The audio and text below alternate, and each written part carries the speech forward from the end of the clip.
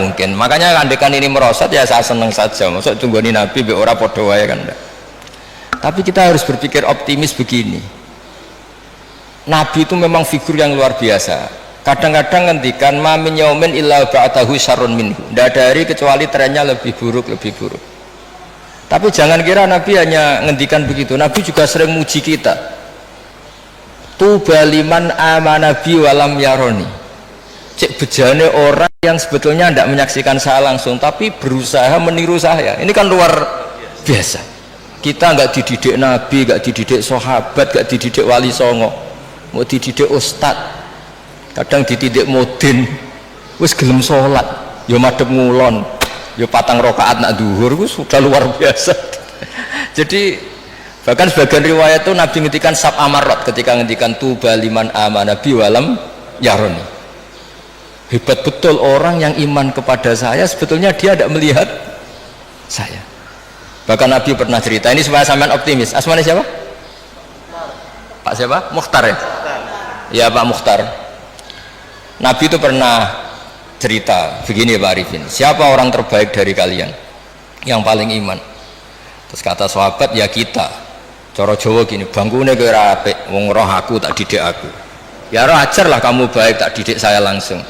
Ya malaikat yang di aras, kata Allah, wahai malaikatku, wajar dong kamu iman sama saya, wong kamu penjaga aras, tahu surga tahu neraka. Akhirnya yang dipuji oleh Allah, oleh Rasulullah siapa? Orang yang surga ya tidak tahu percaya surga, neraka tidak tahu ya percaya neraka, apa saja percaya padahal tidak tahu. Ya kita ini. Jadi nanti kalau kita ketemu malaikat-malaikat penjaga neraka atau penjaga surga itu ya punya sisi yang kita keren. Malaikat Malik, kamu percaya ada neraka? Ya tahulah, usaha penjaganya. Saya dulu gak tahu saja percaya. Saking imannya pada Rasulullah Muhammad Shallallahu Alaihi Wasallam. Artinya kita juga punya sisi top. Wong ora roh kok iman itu kan luar biasa. Jadi ini supaya optimis ya. Jadi dulu Indonesia terkenal Buddha, Hindu, dan kita dulu minoritas. Lama-lama sekarang mayoritas, bukan sekedar mayoritas, bahkan memimpin. Rata-rata presiden, pejabat ya muslim. Ya trennya tetap naik. Kecil saya itu orang yang jilbaban hanya keluarga kiai. Sekarang satu kampung hampir jilbaban semua. Ya kita berpikir optimis lah, jangan yang pesimis. Jadi kalau trennya ya enggak coba. Dulu rata-rata pejabat kayaknya rapati sholat. Sekarang arah sholat itu ora keren ya. Ya saya kira demikian. Mari kita tutup dengan bacaan Al-Fatihah.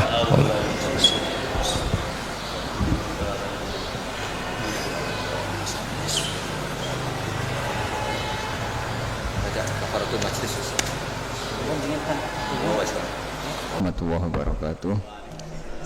Bismillahirrahmanirrahim. Rabbi shrah li sadri wa yassir li amri wahlul 'uqdatam min lisani. Allahumma shalli wa sallim wa barik ala habibika Mustafa Muhammadin wa ala alihi wa sahbihi asma'in, nama ba'du. Yang kita hormati bersama Ketua Umum Pengurus Pusat Notaris Muslim Indonesia Bapak Heri Sosiawan SHMH, Bapak Sekretaris Umum Bapak Ahmad Bangsali SHMKN ya, Bapak Dewan Penasehat Notaris yang saya hormati, Bapak Zainal Arifin yang saya hormati, PLT Bupati Rembang saya hormati, semua yang hadir yang saya hormati. Kita akan ngaji fikih tentang notaris. Tadi yang diceritakan Pak Arifin itu sisi baiknya. Tapi tadi saya bisik-bisik sama Pak Imam itu bisa nggak dipakai bodoni, ya bisa kan? Ya memang lembaga apa saja itu bisa dipakai nipu. Agama ya bisa dijual, kekerasan yang bisa dijual, kelemah lembutan yang bisa dijual. Jadi ibu-ibu ini yang cantik-cantik itu kalau ketemu orang tuh malah kesunatan tuh judes. Jadi dalam fikih itu kalau orang cantik itu haram lemah lembut, harus apa? Judes.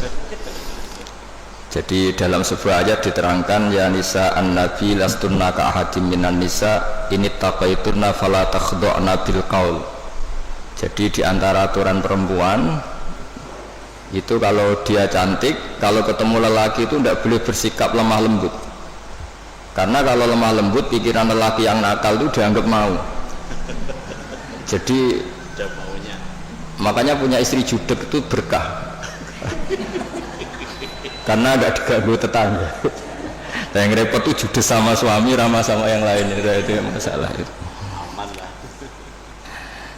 Nah begini ya tentang notaris atau tentang penulisan ya. Di antara yang diyakini para ulama, awwalu ma khalaqallah, pertama yang diciptakan Allah itu al-qalam. Qalam itu pena. Karena semua fakta sejarah itu butuh pencatatan. Dan kalam ini yang mencatat semua peristiwa yang mulai alam ini diciptakan sampai hari kiamat. Semuanya sudah dicatat oleh Allah Subhanahu wa taala. Lalu pencatatan ini untuk apa? Kalau para malaikat ini nanti supaya kita tahu bahwa apa yang terjadi di dunia atau di sistem hukum modern sebetulnya lebih dulu di sistem Lauh Mahfuz. Malaikat itu yang nanti di langit itu hanya merujuk catatan, jadi tidak ketemu kita. Makanya nanti ukurannya itu catatan amal itu dikasihkan. Kalau kebetulan itu baik, delalah itu corong Jawa delalah, kita nerimanya pakai tangan kanan. Kalau buruk catatan itu kita nerima dengan tangan kiri, masih lumayan, ini buruk yang medium.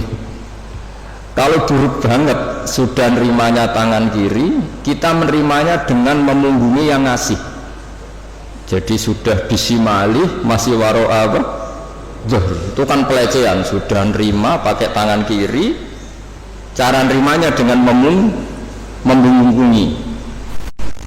Nah, artinya kalau orang modern bilang catatan itu penting untuk sebuah bukti atau akte itu penting untuk legalitas hukum atau apa saja, sebetulnya Allah mengelola alam ini mulai dulu itu sudah pakai catatan. Jadi masyhur itu kita mungkin hafal, ini tak carikan ayat-ayat yang mungkin Mas Arifin biar gampang hafal, itu yang juz 30 saja. Apal 30 juz atau juz 30? Ini pendereknya Mas saya, Mas Arwani, ini penderek Mbah Mun, tapi kayaknya tidak meyakinkan apal Quran apa enggak kayaknya. Wa inna alaikum lahafidhin, terus apa kiraman katibin, terus ya'lamu nama taf'alun. Jadi semua itu berdasar catatan, terus catatan itu dikasihkan. Ketika dikasihkan itu catatan itu berdasar apa? Lah saking baiknya Allah itu kalau baik ditulis 10, kalau buruk ditulis apa? 1. Tapi banyak ulama yang mendikan begini, untuk diterima sebagai baik itu banyak syaratnya. Misalnya sedekah, materi yang diberikan harus thayyibah, harus baik, dari pekerjaan yang apa? Halal, dengan niat yang baik, yaitu ikhlas. Jadi baik itu memang ditulis 10, tapi catatannya agak banyak, aturannya agak banyak. Nah buruk itu ditulis 1, tapi nggak ada catatan. Sama tidak bisa misalnya habis malam terus saya tidak dosa, tadi saya tidak ikhlas itu. Tidak bisa. Habis korupsi, insya Allah korupsi saya tidak diterima Allah, dan saya tidak ikhlas itu. Tidak bisa. Sementara sholat itu ditulis 10, tapi untuk menjadi sah itu catatannya banyak. Ya misalnya saya ini kecelok kiai, terus kalau jadi imam terus sholat nggak khusyuk kan malu. Akhirnya ya khusyuk saya ini mu'allal, ada penyakitnya karena demi jaim nggak jaga apa? Imam. Kayak saya misalnya bupati kok nggak ngomong kesejahteraan rakyat itu kan ya malu, akhirnya ngomong. Apa betul hatinya gitu apa enggak ya nggak tahu. Jadi ribet. Untuk kebaikan itu ribet. Saya kiai ngomong agama ini demi penjelasan agama apa profesi apa cari keuntungan juga nggak pernah tahu. Sehingga agama ini tidak hanya ngeritik orang fasik tapi yang ngeritik ulama. Sehingga Imam Ghazali itu ngarang Ihya itu diantara juz-juz awal itu ngeritik ulama, itu aneh. Kenapa itu aneh? Karena uang Imam Ghazali itu ulama, kok karangannya justru ngeritik apa? Ulama. Karena agama ini datang untuk membenahi semua. Saya ulang lagi, agama ini datang untuk membenahi semua, termasuk membenahi sistem keulamaan. Di antaranya aturannya adalah ilmu itu harus tercatat. Jadi notaris itu nggak boleh bangga, sebetulnya itu mengikuti tradisi tertua dalam sejarah alam raya ini. Awwalu ma khalaqallahu itu al-qalam. Ya tentu di atas itu semua ada Nur Muhammad SAW, tapi ini kita bicara al-qalam. Nah, kenapa semuanya harus tercatat? Saya sedikit cerita. Banyak ulama yang berpendapat, pertama yang bikin kolam yang bisa memanfaatkan atau menggunakan alat tulis itu Nabi Idris. Itu beliau nulis terus. Sehingga beliau itu warfa'nahu makanan aliyah, termasuk Nabi yang punya derajat yang tinggi. Karena jasanya itu suka nulis. Nah, akhirnya ini saya cerita ilmu keahlian yang saya tekuni, keahlian disiplin yang saya tekuni. Ketika Rasulullah SAW masih sugeng, itu semua yang dilakukan itu dicatat. Andai kan nggak dicatat, maka kita tidak tahu mana yang dulu, mana yang belakang, dan nanti punya efek hukum yang dulu bisa dinasah, dibatalkan oleh catatan yang lebih baru. Seperti undang-undang juga gitu, ada revisi, semuanya ada amandemen, semuanya ada itu semuanya dicatat. Tapi jangan katakan catatan itu mengikat, ya tidak juga, karena yang bohong juga banyak. Sehingga dalam ilmu hadis ada hadis maudhu, dipalsukan. Jadi kalau notaris kok ceritanya baik semua kayak Pak Arifin, ya tidak mungkin hadis saja bisa dipalsu, apalagi notaris aktor. Itu di Jakarta saya sering ketemu orang-orang kaya, kalau cerita satu tanah sertifikatnya bisa 3, asli semua. Itu kan ribet. Nah, kalau di dunia perdukunan itu semuanya bilang punya Nogososro, asli semua. Sing ahli Istanbul ya semuanya punya Istanbul, semuanya ngeklaim asli semua. Jadi catatan itu penting. Tapi kemudian validasi tadi menurut agama itu siapa? Era dulu yang dipercaya itu orang adil. Orang adil itu orang yang nggak pernah dosa besar atau tidak sering melakukan dosa kecil. Lalu dunia ini bergeser lebih mendengar ke saksi ahli. Ini yang mulai agak ruwet menurut agama, tapi nggak ruwet menurut ilmu modern. Yaitu saksi itu harus orang yang ahli, yang membidangi itu. Padahal ahli itu biasanya ya ahli dalam bidangnya, juga ahli ngakali. Makanya dulu guyonannya Gus Dur itu terkenal itu. Ada ustadz itu agak salah itu, ya memang salah itu. Ada wartawan dia nggak ngerti ustadz, singkat cerita ustadz itu orang suci, kenapa maksiat? Jawabannya Gus Dur lucu, yang boleh maksiat itu ustadz, kamu tidak boleh. Kenapa Gus? Karena dia tahu caranya tobat, kamu tidak tahu. Jadi sebelum maksiat sudah tahu, kalau melihat perempuan lain tobatnya wudhu kan gitu. Kalau ngerasani Pak Imam nanti tobatnya minta maaf, kan sebelum dosa sudah tahu caranya tobat. Nah, orang-orang ahli hukum, ahli pidana itu tahu cara ngakali pidana. Jadi nah ini PR bagi kita semua. Lalu Allah itu tahu semua apa yang akan dilakukan hambanya, termasuk akal-akalan itu, baik akal-akalan merekayasa kebenaran maupun akal-akalan dalam apa saja. Di sini akhirnya Quran itu ya bicara wa makaru wa makarallah wa huwa khairul makirin. Karena manusia itu mulai dulu cerdas. Ketika orang Yahudi dilarang berburu hari Sabtu, dan hari Sabtu itu ikan banyak, mereka tidak berburu hari Sabtu, bikin jebakan, ya. Jadi bikin jebakan tok tapi nggak diambil. Setelah ikan itu tertahan, diambilnya hari Minggu, ya. Jadi ya jebak, ya, jadi orang Sabtu ini tapi Minggu. Jadi Nabi Idris itu cerita yang terkenal, yang pertama manfaatkan alat tulis itu. Sampai anda usah tanya ini riwayat ini hoax apa enggak, hadisnya maudhu apa enggak, nanti setelah alim saja tanya itu. Sebelum alim jangan tanya dulu. baca kitab tidak bisa konyol al hadismu untuk ndak ini ribet orang-orang. Nanti setelah alim bisa baca kitab baru debat saya supaya nanti kalau masih debat tak tanya sudah alim kok gak belajar apa sendiri. Nabi Idris itu ingin masuk surga. Singkat cerita dia itu berdoa, ya Allah, di antara anak ini cerita ini jarang saya ceritakan, pertama ini saya cerita di semua ngaji baru ini saya cerita. Ini agak spesial notaris ini karena Nabi Idris ini nabi pertama yang apa memanfaatkan tadi alat tulis. Itu nabi itu ya aneh cara berpikir. Nabi itu memang ya agak aneh cara berpikir, tapi anehnya orang baik. Saya itu kok kasihan sama malaikat yang ngatur matahari. Kan kalau menurut keyakinan agama semua sistem alam raya ini dipasrahkan malaikat. Lahu muakibat, pokoknya semua yang mengatur alam raya ini sama Allah dipasrahkan sama malaikat. Lalu orang modern tak bilang itu satu sistem atau satu apa terserah, tapi kalau istilah agama itu malaikat. Makanya diantara jawabannya Pak Quraisy Shihab ketika ditanya kalau makanan ada malaikatnya, hewan ada malaikatnya, padahal menurut ilmu modern itu tidak ada.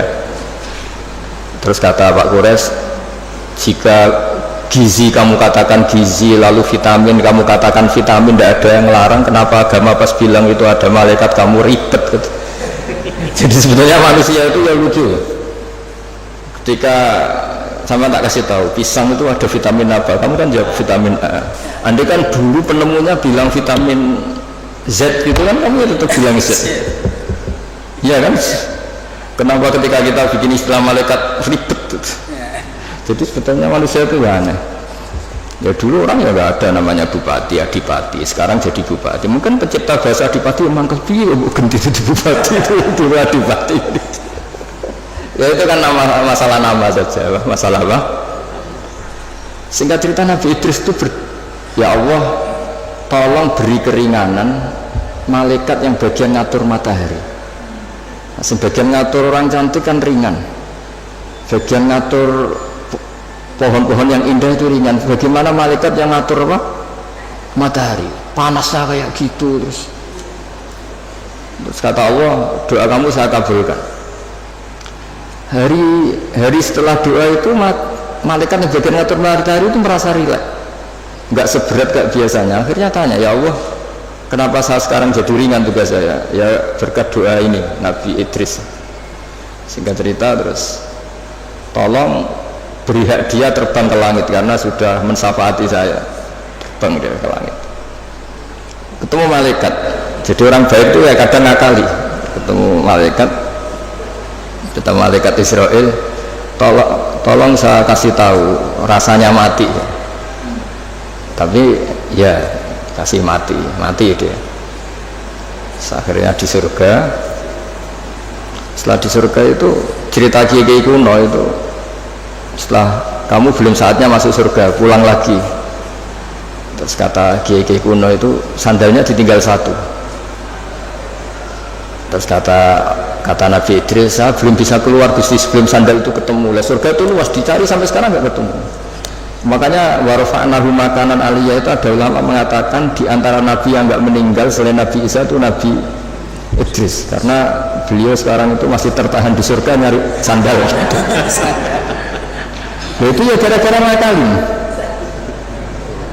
ngakalin malaikat Israel akhirnya mangkel. Ini kan orang belum mati, tadi kan mintanya mati itu uji coba, kenapa mati betulan terus gak mau kembali. Ini cerita.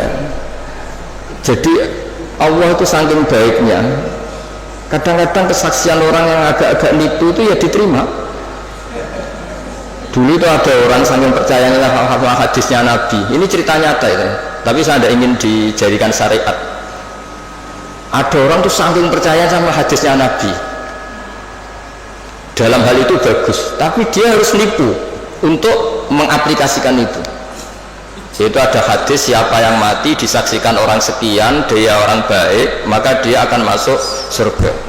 Dia itu enggak orang baik sama sekali, akhirnya nyewa orang. Pokoknya nanti kalau saya mati, kamu harus bilang saya ini orang baik. Nyewa.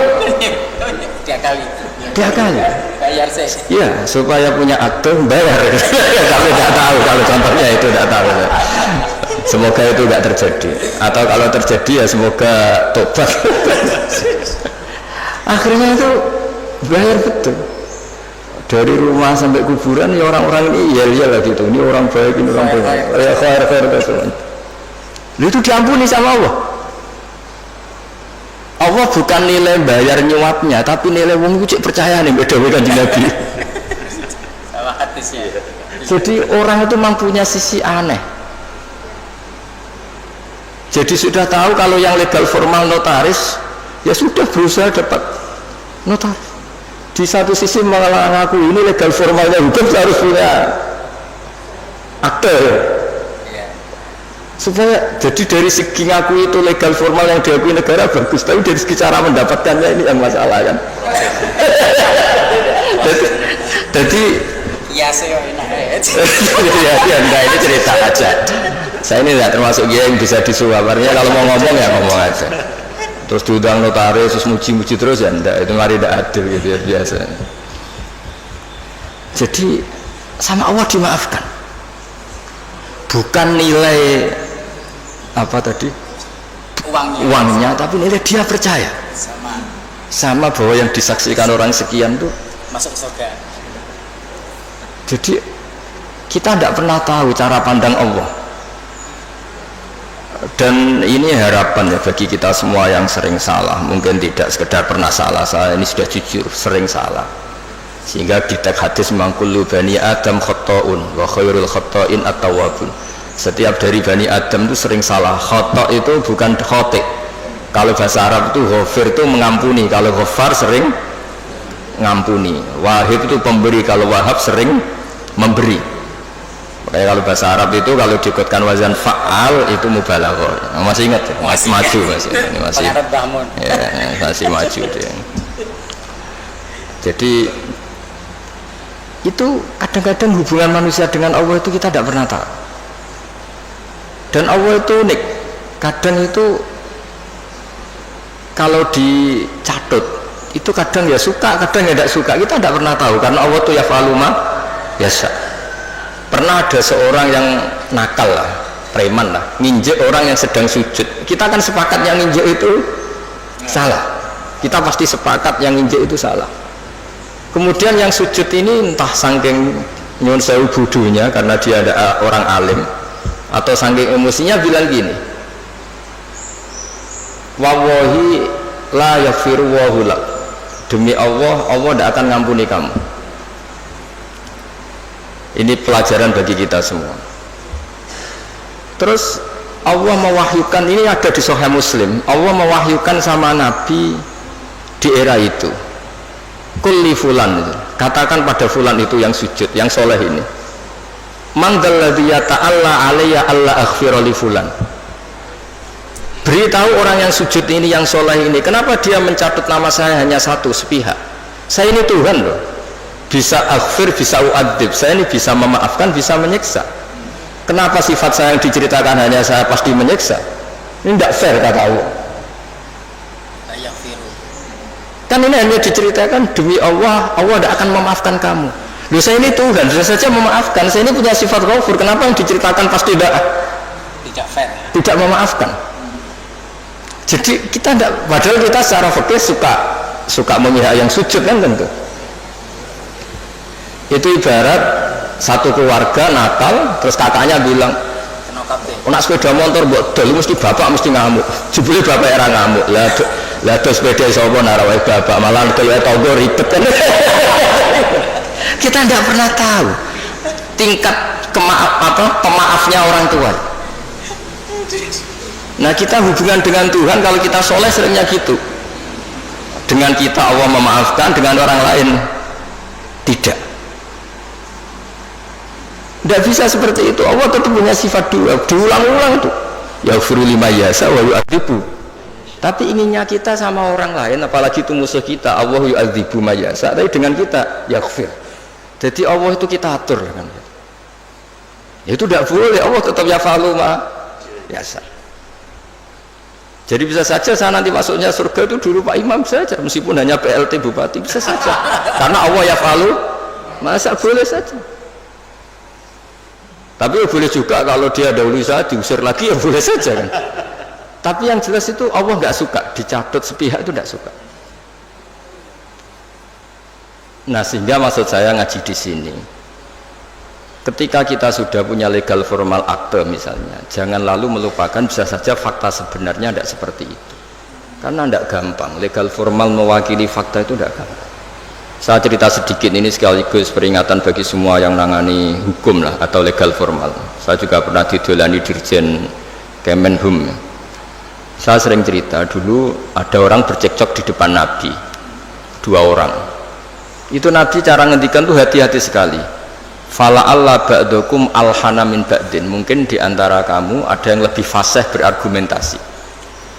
Fa'ak dia, kemudian saya putuskan sesuai argumentasi yang saya dengar karena lebih meyakinkan. Akhirnya saya menangkan. Tapi ketika saya menangkan dan dia ternyata salah, sebetulnya saya hanya ngasih dia neraka. Maka bertobatlah orang yang berpinter argumentasi. Jadi kan data itu ya bisa dipalsukan, argumentasi bisa dikondisikan, apa saja bisa. Jadi Nabi yang Nabi saja ketika bikin keputusan tentang sengketa-sengketa sosial, Nabi kalau ngendikan fala Allah ba'dukum alhan itu lebih fasih berargumentasi, sehingga saya putuskan sesuai data yang diberikan ke saya. Tapi ketika data itu palsu atau enggak benar, sebetulnya saya hanya ngasih dia neraka. Dan data ini banyak ribet. Ini saya cerita sesuai bidang saya. Nanti yang di notaris atau di kehakiman atau apa saja bisa mengkiaskan, atau orang tua atau apa. Data itu membingungkan. Makanya dulu di antara cerita yang disebut Quran antara Nabi Dawud sama Nabi Sulaiman. Nabi Dawud itu orang soleh. Mulai dhisik nek wong soleh kon mikir teman-teman itu rapati iso. Perkarane iku pikirane donya wis pilih buan ngono. Dadi wong soleh nek dadi pemimpin rada ribet. Nanti kira-kira bupati mbek kula ya saleh kula nak mimpin itu ribet. Wong saleh itu mergo cara wong saleh itu donya iku sepele, buan PPN barang napa? Donya wae. Tapi nak wong rapati saleh kan eman. Dadi penting ra saleh itu kadang ya penting. Singkat cerita itu ana isu ya. Ana isu itu wong ayu tapi stres. Diperkosa wong 4. Walhasil akhirnya hamil dilaporkan ke Nabi Dawud. Nabi Dawud barang dilapuri sing 4 ini termasuk tokoh, rasa diterusno tokoh agama nanti keliru, nanti geger, pokoknya tokoh lah ya, aja muni tokoh birokrasi kok banyak yang tersinggung, pokoknya tokoh malah itu orang terpandang. Singkat cerita Nabi Dawud dilapuri paling dihamili anjing. Yang 4 orang itu bilang gitu. Nabi Dawud namanya orang soleh ya, daripada mengkasuskan orang yang enggak kasus, diam aja. Setelah keputusan itu kelar, Nabi Sulaiman masih umur 13 tahun di situ. Kalau saya hakimnya, maka akan saya putuskan tidak seperti yang diputuskan bapak saya. Padahal Sulaiman itu bin Dawud.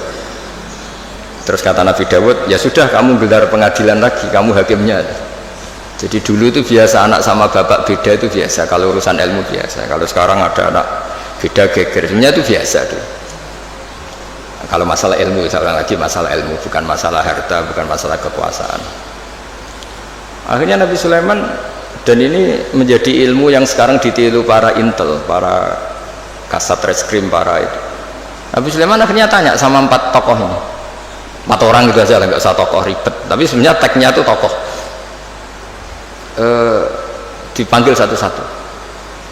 Yang merkosa itu anjingnya warnanya apa? Hitam katanya. Dah kamu kesana. Yang kedua ditanya warnanya apa? Merah. Padahal 4 orang itu ketika di depan Nabi Dawud 4-4-nya bersaksi bahwa itu diperkosa anjing. Semuanya menyaksikan. Nabi Dawud memutuskan ya sudah anjing kita coba. Nabi Dawud nggak mau ribet. Berarti sudah merah, hitam, putih. Tidak tahu yang keempat jawab ungu apa gak ada aja. Pokoknya 4 ini warnanya beda-beda. Setelah satu-satu terus dikonfrontasi bareng. Kamu tadi bilang apa? hitam, kamu tadi bilang apa merah, kamu tadi bilang apa putih, katanya menyaksikan bareng, kenapa anjingnya jadi beda-beda? Berarti kamu bersekongkol bohong ya? Wah, akhirnya ngaku kalau keempat ini yang tadi yang merkosa. Jadi apa ya, menghakimi itu tidak gampang. Sehingga di Quran itu kalau Allah muji Nabi Daud itu hanya dipuji kebaikannya, diantaranya inna sakharna ma'hul jibala yusabbihna seterusnya. Tapi ketika masalah hukum kata Allah fafahamnaha Sulaiman wa kullan atayna hukmau wa ilma. Jadi kalau masalah kecerdasan memberi hukum itu kata Allah fafahamnaha Sulaiman, cerdas anaknya. Begitu juga ketika ada mbak sama adik punya anak, sama-sama punya anak itu kalau kecil kan wajahnya mirip-mirip, apalagi saudara ya, anaknya mbak sama adik. Singkat cerita di tengah hutan itu dimakan oleh serigala. Ya kalau sama-sama cantik anaknya kan mirip-mirip karena bersaudara. Nah sing sitok Afrika sitok Indonesia kan raine sekarang video, ini kan sama-sama satu klan yang sama, satu marga. Setelah dilaporkan Nabi Daud, beliau memutuskan sesuai yang meyakinkan argumentasinya. Diputuskan, ya sudah yang hidup ini milik kamu. Misalnya menang adiknya. Ya sudah. Karena kebetulan yang sebetulnya punya bayi tadi tidak bisa berargumentasi. Akhirnya Nabi Sulaiman ya sama. Kalau saya hakimnya tidak saya putuskan seperti itu. Ya Nabi Daud ya fair, silahkan gelar pengadilan lagi. Digelar. Kata Nabi Sulaiman, ambilkan sapeso. Daripada dua bersaudara ini bersengketa, bayinya dipotong dua ya, dibagi katanya. Ini yang mbaknya ini yang tadi kalah itu langsung spontan, itu tidak bayi saya, silahkan dikasihkan adik saya. Sing adiknya tenang saja. Terus adiknya ditanya, kenapa kamu tenang saja ya? Kalau adiknya harus dibagi. Akhirnya dimenangkan mbaknya. Pikirannya Nabi Sulaiman, membiarkan bayi dipotong dua itu tidak naluri seorang ibu, mesti jadi kira bener. Sing mbaknya karena ingin bayi ini nggak dipotong sampai rela dikasihkan orang lain, sementing bayi saya hidup. Ini naluri seorang ibu. Nah ini kepintaran Sulaiman. Jadi dia memanfaatkan psikologi untuk memutuskan siapa yang. Sebetulnya di notaris, di kehakiman bisa pakai teori itu. Ono wong kok oleh ngajokno permohonan wis bulat terus. Jadi wis alamat wis. Karena kata Nabi itu semua riwayat mengatakan al-haqqu sahlun, kebenaran itu nyaman. Bawaannya kebenaran itu nyaman. Ditanyakan tetangga-tetangga yaitu miliknya, ditanyakan kerabatnya yaitu miliknya. Tapi kalau barang nggak bener itu mesti mubang.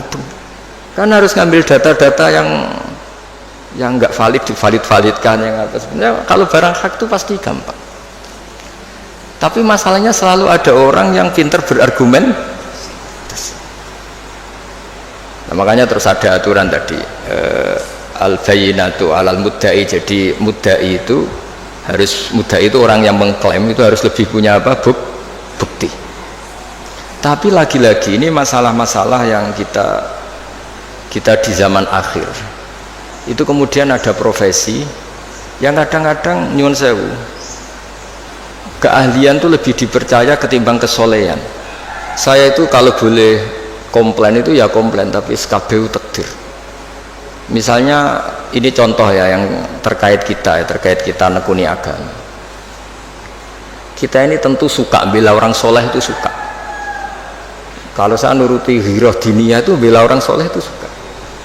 Tapi kita juga harus tunduk sama sifatnya Allah Ta'ala itu wa yaghfiru liman yasha. Juga kita harus tunduk bahwa Allah bisa saja mentobati siapa saja, kapan saja.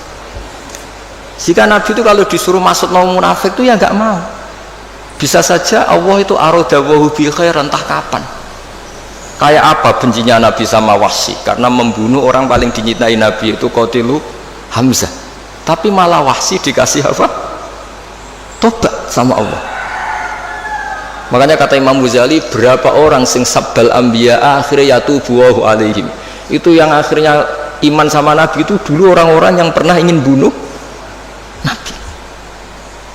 Iya, Abu Sufyan itu yang mimpin perang Uhud, Abu Sufyan mimpin perang Badar, Abu Sufyan. Tapi akhirnya tobat jadi mertuanya Nabi. Sehingga kita ini atas nama agama juga inginnya bela orang soleh mati-matian.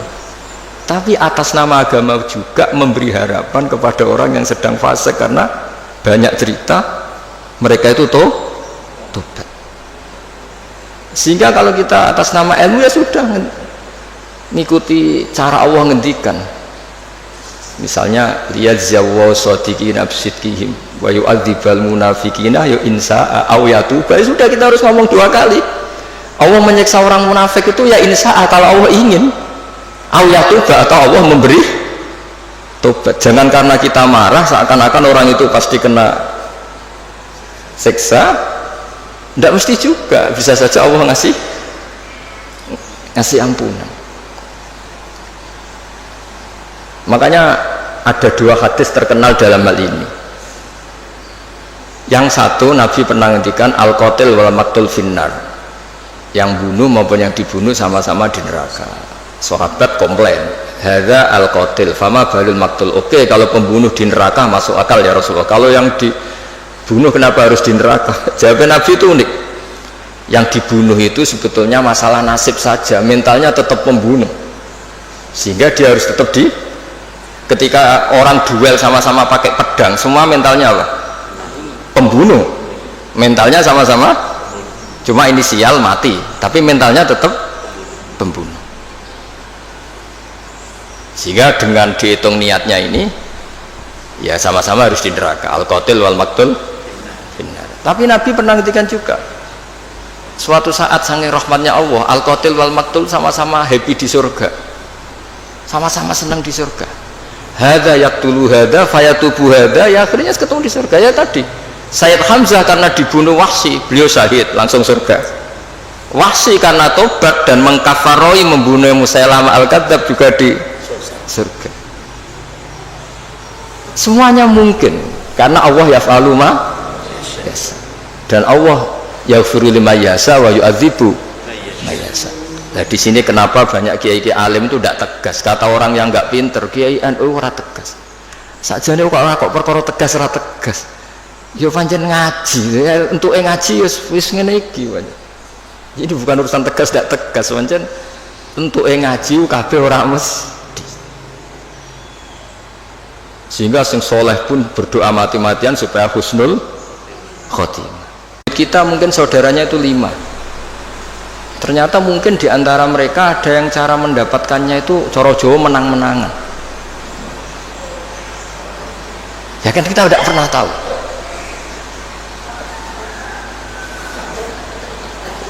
Ya kita tidak pernah tahu. Makanya di sini dibutuhkan selalu apa? Istighfar. Ya saya ulang lagi ya. Jadi kita ini tidak pernah tahu. Jangan-jangan yang kita miliki itu ada kecampuran-kecampuran hak orang lain, karena kita tidak pernah tahu. Meskipun sekarang legal formalnya kita punya sertifikat, punya seperti ini contoh, mungkin ini banyak yang tersinggung, tapi ini hukum tetap saya beritahu. Dulu Nabi itu melarang kalau orang terpelajar bertransaksi sama orang lugu. Dalam ilmu ekonomi itu layabi hadirun libadin, orang terpelajar itu nggak boleh transaksi sama orang lugu, karena bawaannya itu mesti ngakali. Bawaannya itu mesti ngakali.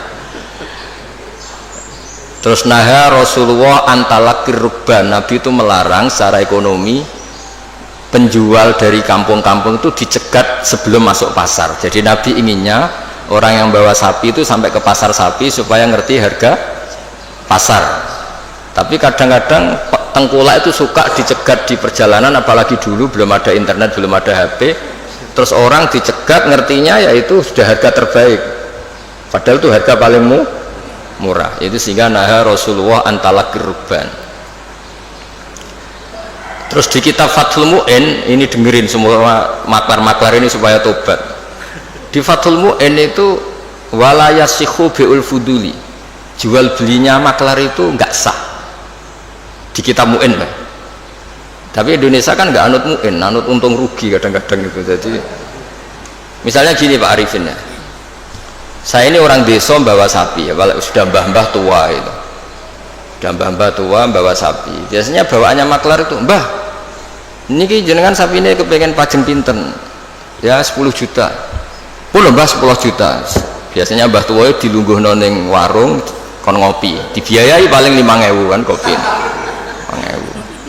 Terus si Pak Arifin tadi jual sapi itu di pasar, kalau laku 11 juta ya dijual, baik mau dikasih 10 juta, tapi kalau lakunya hanya 9 gak ngangkat bah dibalik nomennya mau rugi 5.000. Nah pertanyaannya gini, ketika nyata-nyata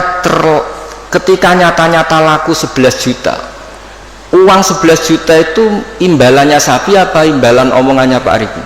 Harga sapi apa harga apa? Enggak, sapi itu masih milik siapa coba? Mbah itu. Berarti uang 11 juta itu milik siapa? Mbah itu. Tapi kamu ikhlas enggak nyetorkan 11 juta? Mana cari ini 1 juta berarti ini Mesti Mbah mau kan sampean kepengen 10 juta, itu 10 juta. Pertanyaannya tetap saja secara fikih 11 juta itu semuanya milik Mbah tadi. Karena yang kamu jual masih. Nah, sebetulnya ada cara supaya halal. Mbah sapi tak utang. Berarti kalau diutang nanti ketika payu 11 juta ya kamu ya gak masalah kan posisinya mbah sapimu payu dol piro 10 juta. Oke 10 juta tak utang mbah ya. Berarti payu 11 juta kamu bayar 10 juta. Tapi resikonya nak payu 8 juta kamu tetap bayar 10 juta. Tapi kalau selama akadnya maklar itu yang kamu jual tetap milik mbah itu, dan berapapun harganya uang itu ya milik mbah itu, karena as-saman fi muqabalatil mabi, harga ini tetap harga barang yang dijual, sementara itu masih milik mbah tadi. Jadi nah saya tidak tahu apa mazhab lain membolehkan itu enggak, tapi tetap normalnya itu ribet. Jadi makanya Nabi itu dulu tuh nggak suka kalau ada orang lugu-lugu dagangan be pinter, nggak suka. Sampai Nabi ngintikan la yabi hadirun di batin, hadirun itu orang kota, batin itu wong bedui, saking inginnya itu. Nah artinya mungkin di notaris, di kejahakiman, di kejaksaan itu ojo sampai lawang terpelajar berperkara ambek wong lugu, bawaan iki bodoni, iki dibodoni kan. Apa juga kita harus pakai hukum seperti itu? Potongannya kok lugu mbek wong pinter, sik mbah ora babak kok sik golek sing babak. Jadi ini kebenaran saya itu memang ingin mengungkapkan ya. Jadi cobalah perbaiki perilaku kita, jangan sampai ada pembodohan dalam perdagangan maupun dalam pendidikan. Dulu ketika kita komplain sama sistem pendidikan nasional, kenapa sering ada regulasi juga gitu, masa yang di NTT sama daerah-daerah terbelakang standar nasionalnya disamakan yang di Jakarta, kan nggak boleh. Sama sebenarnya di perdagangan juga gitu, masa orang pinter boleh kulak barang di daerah-daerah yang terpencil, mesti bawaannya juga ngakalin gitu. Jadi cuma ya gimana ya kita seperti itu mau, cuma ini cerita ngaji, kamu ngelakoni monggo boten istighfar pokok ini kan. Cuma saya harus ngomong supaya orang itu ngerti lah sebenarnya agama ini menata semua. Soal kita tidak bisa melakukan itu ya kita istighfar, tapi agama ini sudah mengatur semua supaya sistem ini supaya mengayomi. Kan kula nu angger ana wong desa ngoten, kadang-kadang kula kan kecelok kiai gede lah, kadang-kadang wong ya kepengin Gus kula niku duwe tanah sak menten teng daerah niki dol Gus regane murah. Ayo mending sampeyan nek pinter wae dagangan ribet pinter sik. Dan nek sampeyan butuh duit tenan nulung malah rapopo gak ribet, sanggup ae hibah kek-kekan mergo ribet. Lah saiki ora ngomong di dhuwit iku seneng wong desa tetep goblok. Dan tetep kena di akali. Makanya kadang-kadang nyuwun sewu dinas pariwisata barang nggak harus istighfar.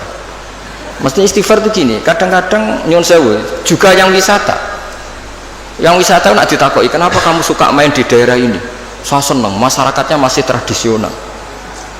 Oh, saja adol serabi isu-isu. Mereka ini bangsa kita yang juga ingin maju, tapi sing tukang wisata seneng nak mereka tetap desa jadi gue tontonan, bukan gue objek. Kita ini katanya mau mengentaskan dari yang nggak terpelajar menjadi terpelajar. Nah, kadang-kadang manusia pedalaman yang jauh tinggal tontonan, manusia pohon tinggal. Udahlah, kiai ya istighfar, saya sebagai ulama juga istighfar, semuanya istighfar. Bahkan Nabi yang sempurna, yang maksum, yang nggak pernah salah pun menganjurkan semua orang itu harus tetap istighfar. Tapi kamu misalnya benci dinas pariwisata, ya keliru-kelirunya tadi. Awal mereka terakses oleh publik ya gara-gara ini. Dan barokahnya terakses ini suatu saat anak-anak pedalaman ini akhirnya terbelah. Kita tidak pernah tahu hikmahnya. Jadi pokoknya semuanya terus butuh istighfar. Nggak bisa ndak. Ya misalnya secara legal formal, Pak Imam ini PLT Bupati Rembang, mimpin Rembang. Tapi secara hukumnya Allah misalnya, jangan-jangan kamu pimpin tuh wali, orang wali mimpin wali, kan ya kurang ajar misalnya. Jadi hukum ya semua hukum ya ribet kan menurut hukum gitu. Tapi ya sudah kita ya ikhlas wae dipimpin panjenengan ini aturan dunia gitu. Makanya kalau nanti guyon mbek Pak Ganjar dinanteng dunia mimpin kula sonan akhirat gentenan ya. Karena memang harus seperti itu. Karena jogeman ulama uga wali, jadi ning dunia dipimpin ning akhirat dipimpin menang ribet. Jadi kudune gentenan oh. Gantian. Nah ini pelajaran bagi kita. Jadi di antara keinginan Rasulullah SAW itu orang-orang yang tertinggal itu sampai masuk pasar Pak Arifin supaya ngerti harga pasar sehingga mereka terpelajar. Sama lihat di bab di Sahih Muslim atau Bukhari itu betapa Rasulullah itu di bab B itu diulang-ulang itu. Nah Rasulullah antalakir rubban la yabi hadirun libadin. Tapi ini orang sudah mulai lupa, malah seneng kalau ada orang-orang lugu seneng. Kula ning desa wae ijek murah. Nah, ini kalau apa? Artinya kan kita sebetulnya suka kalau bangsa kita ini dolan kono wae masyarakat ijek desa. Suweneng. Anak bangsa sendiri, saudara kita sendiri kene wisata dhuwur gubuk, ndelok petani ijek desa nu suweneng. Menawa ning atine kena diakali. Nggak sing seneng rabi ya ngono, rabi ini kayaknya weh murah ngirit Tapi pengen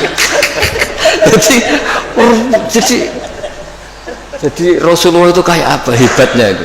Jadi diantara yang dilarang Nabi gimana, orang-orang desa bersentuhan sama orang, tapi yang dilarang orang kotanya karena ini yang dianggap subjek.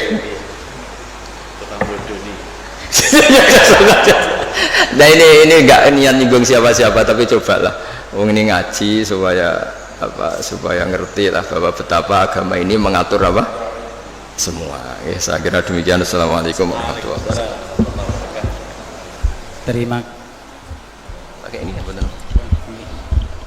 Terima kasih atas ilmunya Gus Baha, guru kita. Ya tadi sedikit kias-kias kita bisa mengambilkan manfaat lah ya kan, kita sebagai pencatat beberapa transaksi.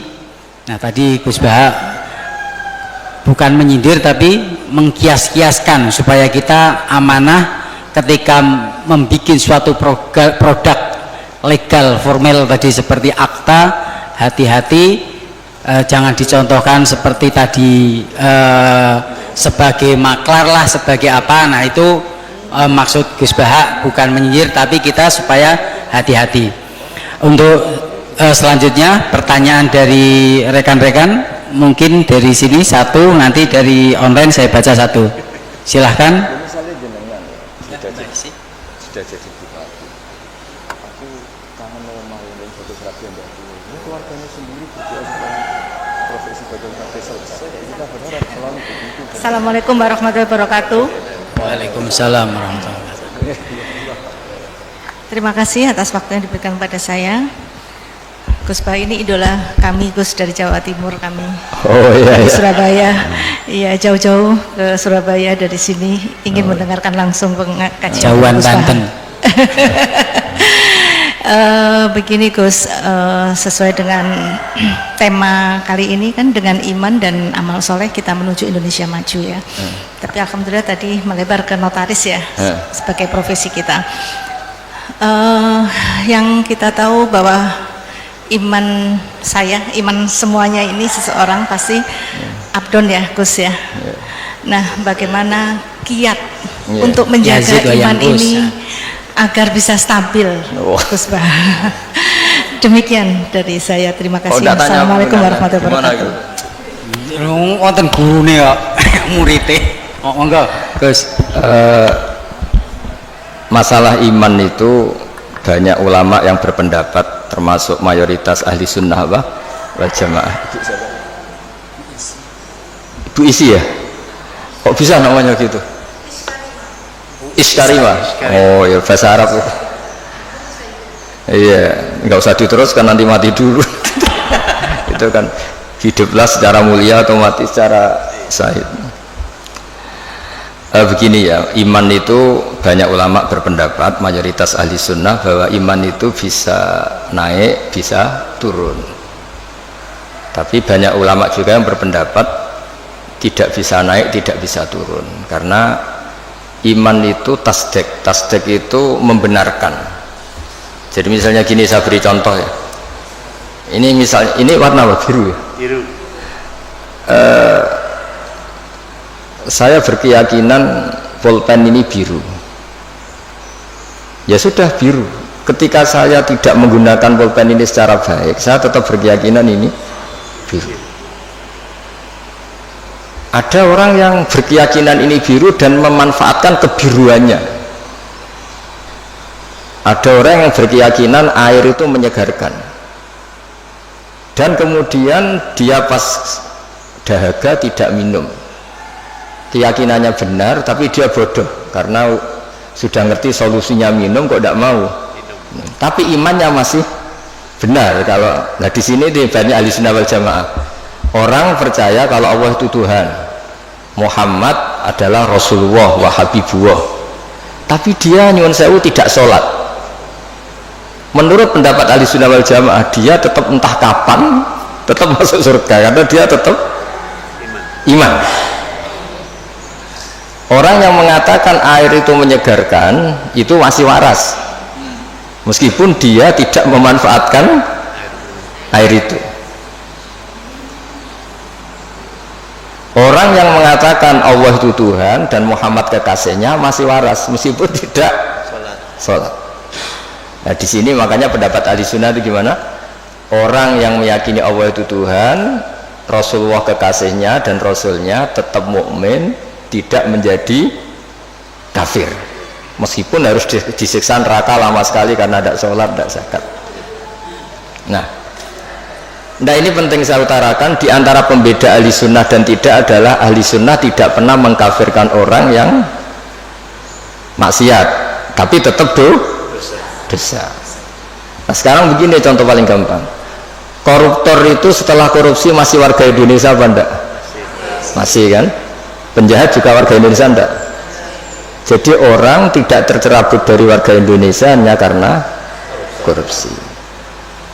Nah jika iman dengan makna tasdik, maka iman itu seperti tadi.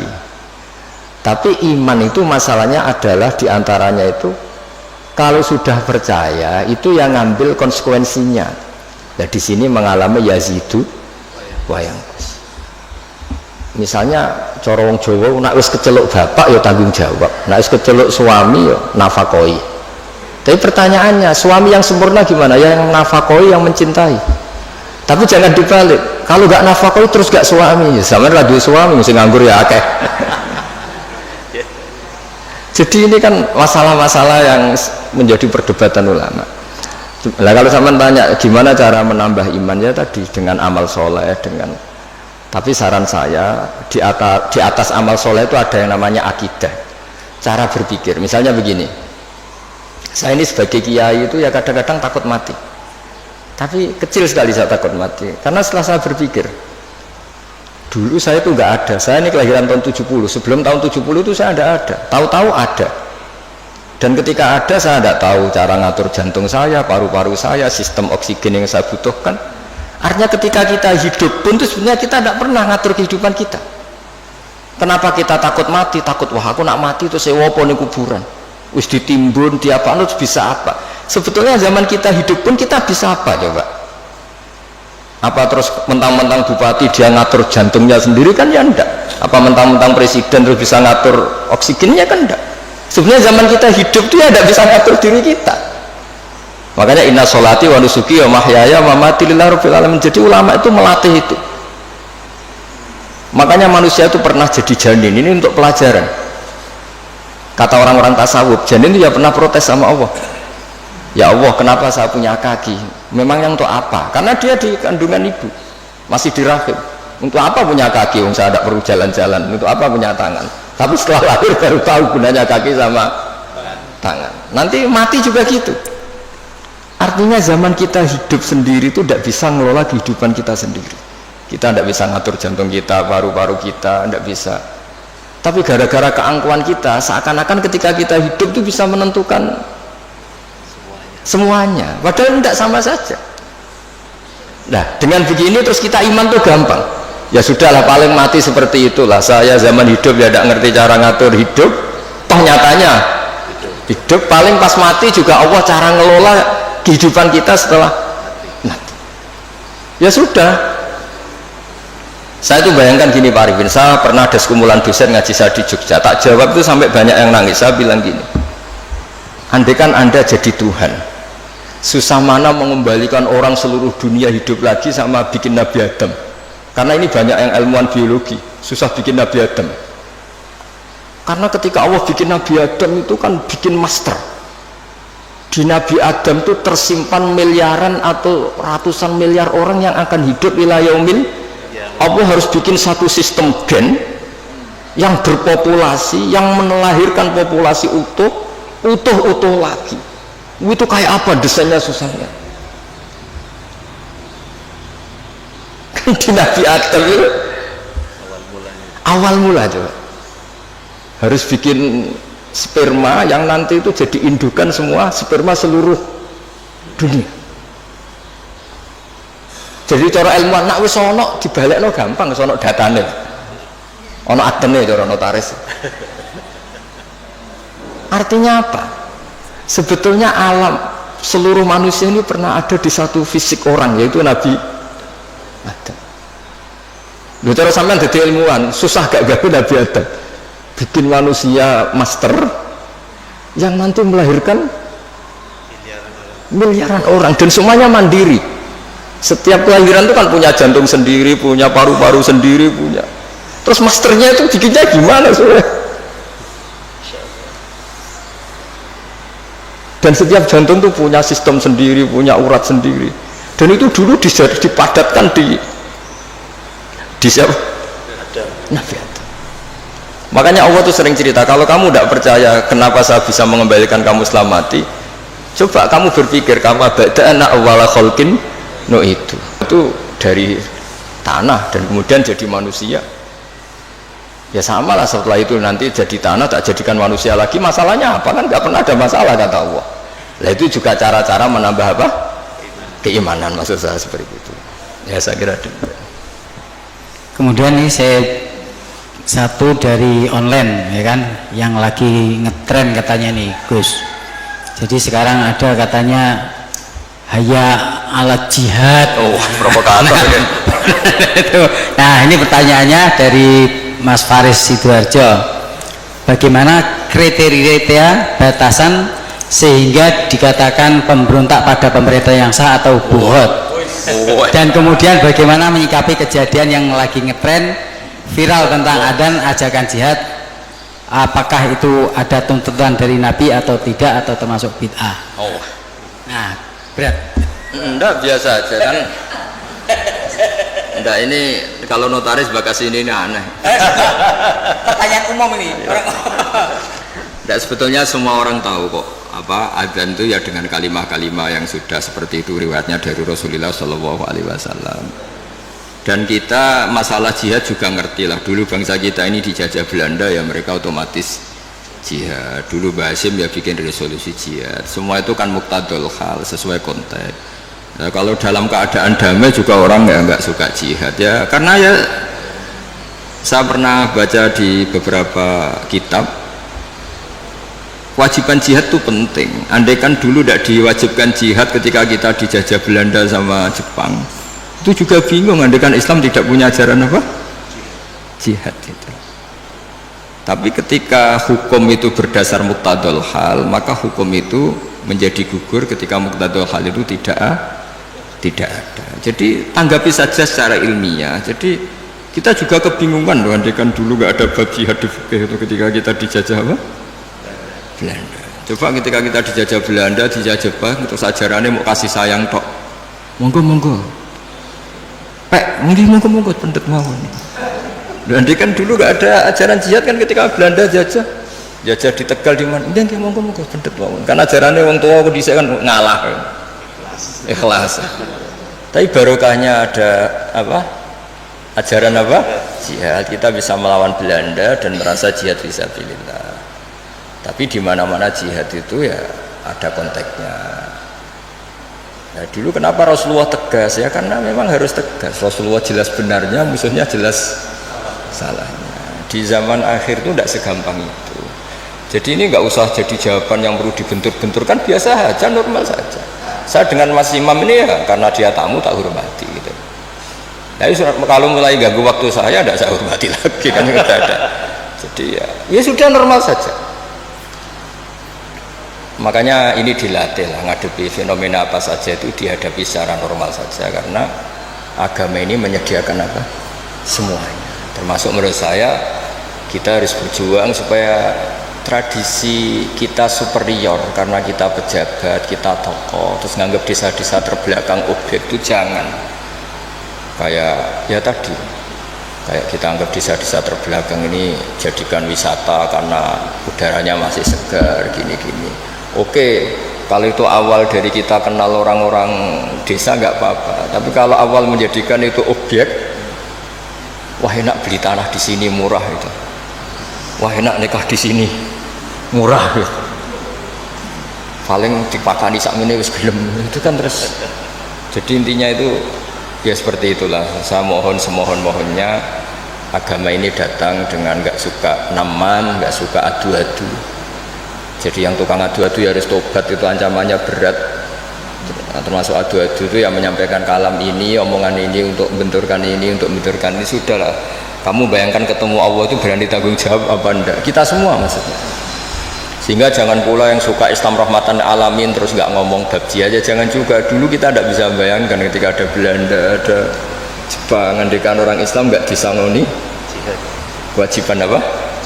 Jihad. Tapi semua itu ya ada muqtadul halnya, ada konteksnya, terus ada ya ini normal saja. Jadi sebetulnya nggak perlu dijawab karena ini urusan notaris, tapi ini hukum normal buat tidak ada. Jadi kalau yang menentang saya tentang semua kitab yang ada di fikih itu memang ya jawabannya seperti itu. Yang jelas itu ya sudah ya, kita ingin rohama bainahum, ingin saling mencintai, saling melengkapi, saling menghormati, dan semua kita doakan apa humahdina fiman terus sampai apa dan seterusnya.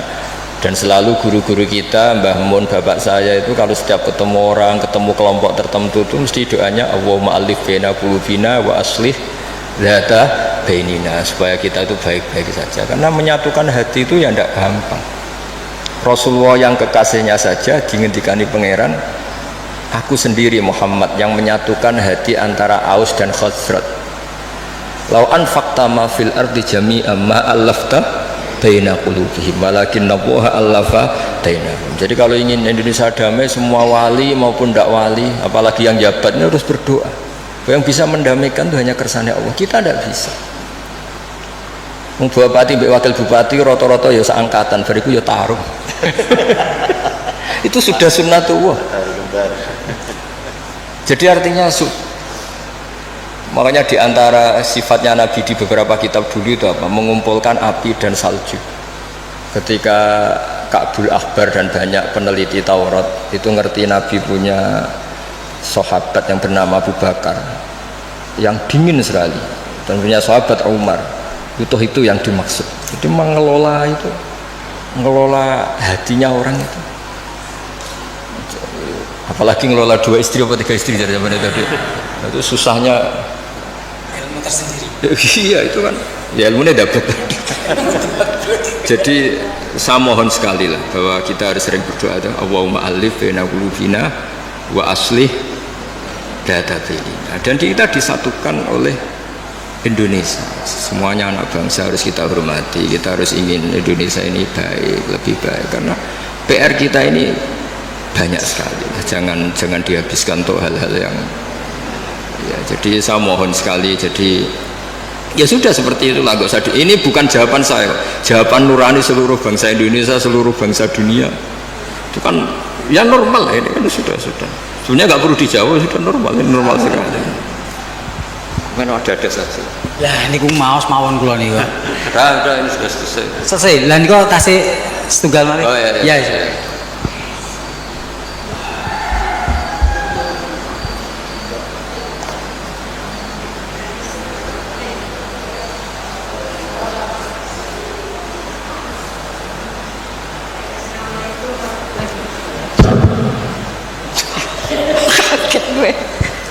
Baik, terima kasih. Assalamualaikum warahmatullahi wabarakatuh.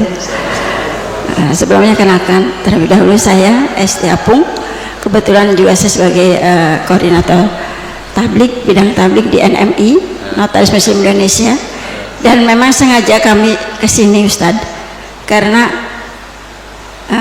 ingin langsung berjumpa dan bertanya. Harusnya di Sukabumi, tapi kami sengaja dari Jakarta ke sini. Dari habis sholat subuh langsung ke sini. Keren. Ya. Kalau ini dekat kok. Jadi sampai sekarang belum makan Ustaz. Lapar. Jadi saya mau tanya tadi bahwa orang yang pertama mencatat adalah Nabi Idris. Ya, yang memanfaatkan. Ya, memanfaatkan. Kemudian juga pada saat tadi Gus bilang zaman Nabi pun setiap perkataan Nabi, setiap apapun dicatat. Mungkin ada sekretarisnya Ustaz ya. Dan kami sering menanyakan juga kepada ustaz-ustaz yang lain bahwa untuk notaris ini juga diatur di Al-Quran, di surat Al-Baqarah ayat 282 kalau nggak salah. 282 Ustaz. Nah itu bagaimana kaitannya dengan peristiwa-peristiwa yang telah Allah berikan kepada Rasul-Rasul, dan sehingga pada saat kitab terakhir disebutkan bahwa setiap ada perjanjian atau apapun yang dilakukan oleh manusia itu harus dicatat dan disaksikan oleh 2 orang saksi.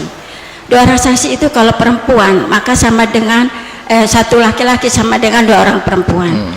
Jadi kalau misalnya saksi berarti 3, kalau 2 perempuan berarti plus 1 laki-laki.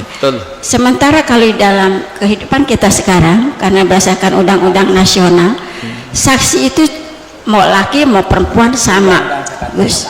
Nah, bagaimana menurut pandangan Gus hari sini? Terima kasih. Assalamualaikum warahmatullahi wabarakatuh. Assalamualaikum warahmatullahi wabarakatuh. Namanya siapa ya? Balen itu tadi MC orang jelas. Jadi tadi pertanyaannya Gus intinya tentang masalah persaksian dalam suatu akad. Di situ kan mungkin idza tadayantum, terus di situ bisa hadatain. Nah, dua orang saksi. Nah, undang-undang jabatan notaris itu mengatur bahwasanya ketika ada suatu transaksi itu cukup dengan 2 saksi, mau itu perempuan-perempuan maupun laki-laki 2. Nah, sementara tadi yang beliau ketahui di ngaji di pengajian, kalau seandainya saksi perempuan harus 2, kalau seandainya mewakili laki. Begini ya santai mawon niki biasa nderek Mbah Mun, kemarin sudah ke saya provokasi. Santai mawon gini ya, ini termasuk di antara kesalahan kita kadang bandingkan hukum fikih Islam dengan tatanan modern. Sebetulnya masalahnya ndak harus ekstrim itu gitu. Karena sesuatu yang nggak perlu dibenturkan ya tidak usah dibenturkan, ya biasa aja. Hanya biasa aja begini. Sebetulnya ayat itu kan ada terusannya, farojulu wa mro'atani mimman tardona minasyuhada. Ukurannya apa? Misalnya antadilla ihdahuma fatudzakkira ihdahumal ukhra. Jadi Abu Hanifah itu sangat longgar dalam bab usul fikih. Jadi yang diceritakan Quran itu tentu kondisi ideal versi yang paling baik, versi yang paling dapat ridha Allah. Tapi selalu saja, saya ulang lagi, selalu saja ada ruang di mana orang-orang ahli fikih bikin kaidah ma la yudraku kulluh la yutraku kulluh. Jangan kalau tidak bisa ideal terus sama sekali. Jadi kalau tidak bisa a'lal kamalat, jangan sampai tidak di adnal kamalat. Misalnya begini, kalau nuruti ideal, saksi itu harus adil. Adil itu orangnya nggak pernah dosa besar, nggak sering dosa kecil. Mana ada orang sekarang seperti itu? Terus saksi itu orangnya harus begini-begini. Nak nuruti istri juga gitu, kalau nuruti kriteria itu harus gitu. Nggak ketemu. Li jamali harus cantik, wa mali harus punya uang, harus punya nasab, punya agama. Pasti yang seperti itu tidak mau sama kamu kan gitu. Jadi, nah lalu inti daripada kesaksian itu qat'un niza. Ada kepastian kalau sengketa ini menang ini, karena ini ada saksinya, yang lain tidak ada saksinya, atau yang satu saksinya kuat, yang satu tidak kuat. Itu saja sebetulnya kebutuhan dalam konflik itu qat'un niza. Soal surahnya persis apa enggak, ya kita yakin yang digambarkan Quran itu kelas A, adnal a'lal kamal. Yang kita lakukan itu adnal kamal, karena mau tidak mau, saya ulang lagi, mau tidak mau. Dulu itu malah kalau nuruti persis, kalau sengketa itu disidangkan harus habis asar. Dulu orang masih normal, kalau habis asar itu kan mau surup, itu mau matahari tenggelam. Itu zaman orang era soleh, itu mau surup itu kayak apa kiamat. Terus perasaannya orang sampai cacilik kon mlebu omah, sapi pitik kon mlebu omah. Saiki ora ya, surup-surup malah nggo mlaku-mlaku tinggo ngabuburit. Nah, dulu enggak, bayangkan dulu itu enggak ada listrik. Enggak ada listrik, terus orang itu kayak histeris tiap mau ngadepi apa malam itu. Karena enggak ada. Sehingga supaya orang itu takut akhirat, takut kematian, kalau ada sidang penting disuruh habis asar. Ini kalau menurut cerita Quran. Makanya kan di Quran itu ketika ada dua orang itu bersaksi fa'ib simani billah la syaitan dari fa'ib ba'da sholat itu disuruh apa? Habis sholat apa? Asar. Jadi dulu itu orang itu sampai seperti itu. Tapi sekarang eranya rubah, orang itu profesional, ada jam ngantor jam 9, jam 10 itu waktu orang paling lupa mati. Kan dulu itu ijazatu bainikum idza hadara ahadakum mutawun taraka khairan alwasatu dan akrabun terus sak terus itu jadi dicari waktu paling orang itu gampang ingat akhirat, kemudian dia ada bohong mergo surup-surup. Makanya kalau orang dulu sudah umur sak Pak Arifin waktune wis asar, maksudnya wis meh gitu. Dan dulu itu ngefek betul sampai Nabi ngendikan jangan sholat habis asar, karena habis asar itu setan sedang mengangkangi di sisi ini. Itu makanya dulu terus dipakai kesaksian supaya orang itu takut.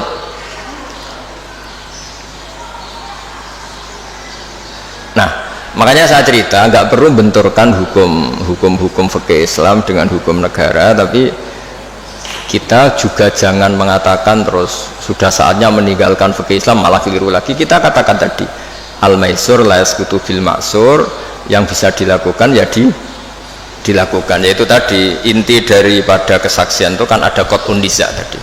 Kalau ada percekcokan ya kita tentu mihak yang punya saksi daripada yang tidak punya saksi, yang saksinya adil daripada yang saksinya fasik, yang saksinya banyak daripada yang saksinya sedikit.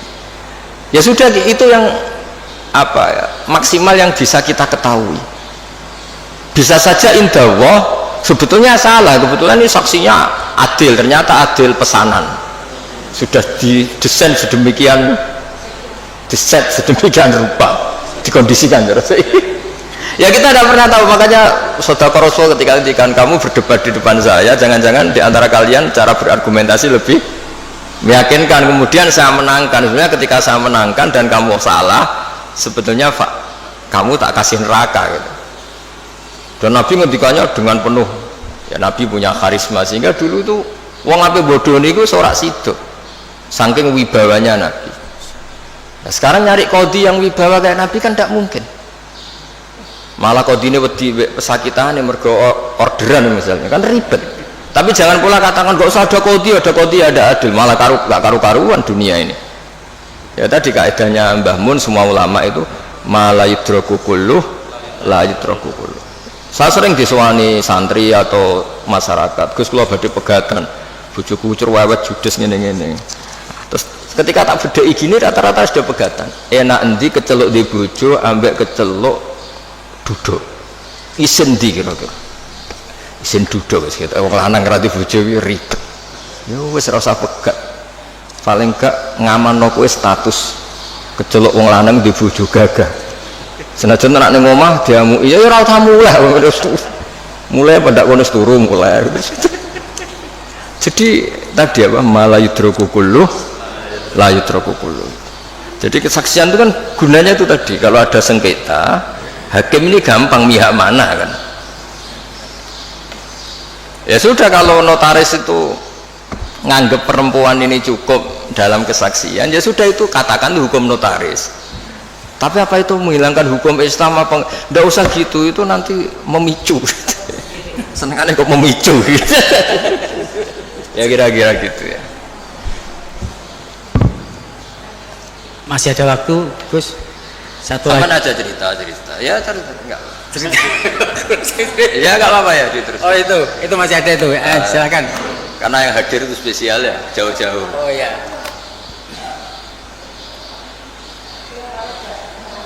Kayak pemimpin itu harus hadir, karena nuruti gitu, enggak ada ya.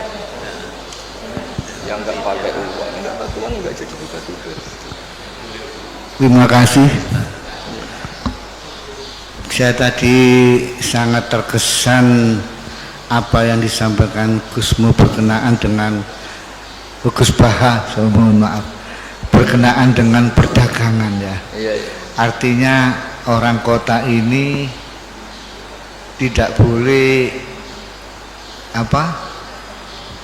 berusaha dengan orang desa kan gitu ya. Dengan catatan ada kekhawatiran orang kota yang punya ilmu dan sebagainya ini merugikan orang-orang desa ya.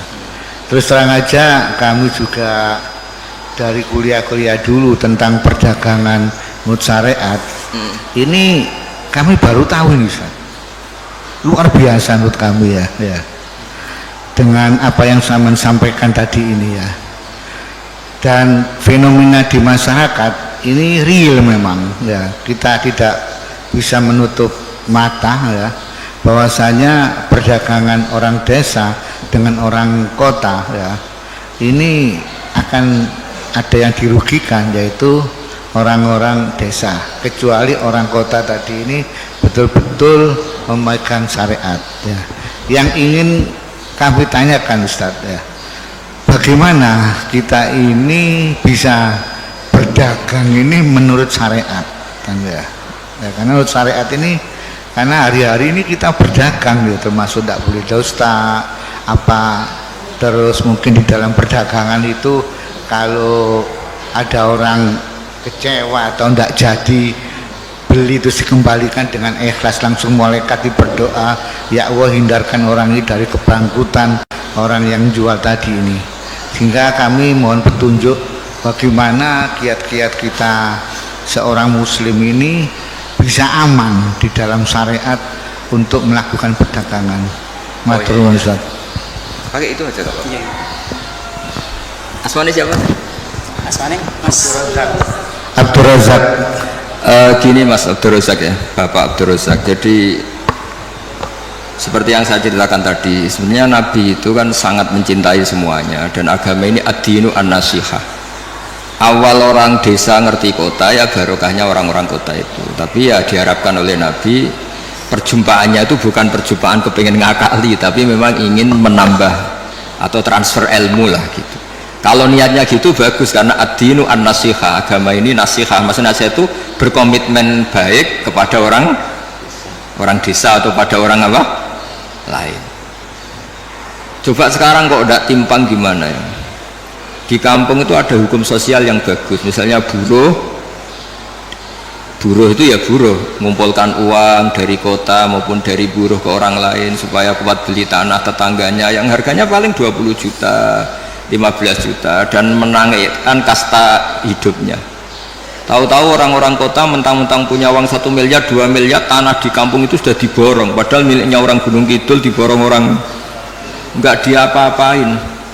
Nah ini buruh-buruh kampung situ yang ingin beli hanya corong Jawa nempel, hanya ngambil kaplingan saja tidak mampu, karena setelah dimiliki orang kota nggak akan terjual lagi selain harganya apa? Mahal. Jadi itu dulu kalau zaman Sayyidina Umar ada orang beli tanah luas kok nggak digunakan, itu disita oleh negara,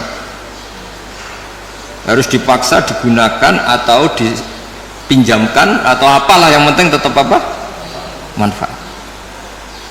Jadi kalau sampean tanya gimana supaya perdagangan itu jalan, ya tadi yang terpelajar ini kalau ngajak wong desa ya niati ya tadi ya transfer ilmu, transfer peradaban, bukan malah ngakali tadi. Sampean cari di hadis Sahih Muslim itu ada itu bab itu jelas ada nah Rasulullah antalak birrubban. Ada teks bagian bentuknya ngendikan la yabi hadirun libadin, layak jangan sampai orang yang terpelajar ini transaksi sama orang apa bedui, tapi dalam konteks yang niatnya ada baik. Tapi kalau niatnya baik di mana-mana, kalau yang dilarang ya tentu yang tidak baik. Tapi kalau niatnya transfer ilmu kayak tadi wisata ke orang pedalaman, tapi niatnya awal dari pembelajaran ya benar, niatnya gue tontonan tok, malah ketika mereka terpelajar, wah di sini kena api, ana manusia pohon sekarang sudah ada indah. Itu kan kurang aja betul, sama-sama anak bangsa sih tok penonton, yang satu jadi objek, itu kan ngawur betul itu. Ya kira-kira seperti itu. Yang penting tadi ad-dinu an-nasihah, agama ini adalah apa? Nasihat. Nasihat itu berkomitmen kalau hubungan dengan orang lain niatnya supaya orang lain itu lebih apa? Baik, tidak menjadi korban. Ya sekira demikian Mas Rusak. Saya satu Pak, tambahan. Oh iya. Satu ya. Iya enggak apa-apa. Terima kasih waktu yang disampaikan kepada saya. Saya melihat judul ini Ustadz dengan iman dan amal soleh menuju Indonesia. Sebenarnya judul ini mantap ya.